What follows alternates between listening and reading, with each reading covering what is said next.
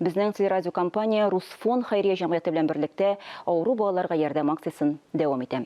Бүген Казаннан 9 яшьлек Риана Мәгдиеваның тарихы. Ел башында кызның авыз-борын куышлыгында яман шиш барлыгы ачыкланган. Ул химиотерапия курсын узган. Чираттагы дәвалау нурланыш терапиясе. Без Рианага бергәләп ярдәм итә алабыз, хөрмәтле телевизор караучылар. Я ваш лечащий врач. Меня зовут Лейсан Радиковна. Как себя чувствуешь? Что беспокоит на данный момент? Әле гыйнвар аендагына 9 яшьлек Риана Мәгдиева гадәти кызлар кебек яши. Сәнгать мәктәбенә йөри, гимнастика белән шөгыльләнә. Барысында куркыныч диагноз үзгәртә. Берничә ай элек кызның авыз-борын куышлыгында яман шиш табыла.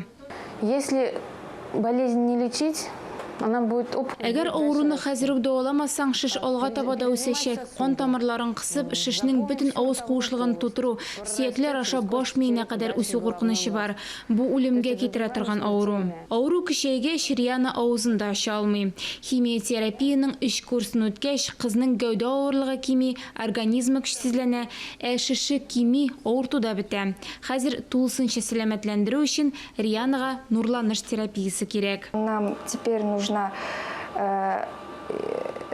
лучевая терапия параллельно с химиотерапией. Безгә хәзер химиотерапиясе белән бергә нурланыш терапиясе кирәк. Тик нурланыш терапиясе җиңел түгел, ул томотерапия дип атала.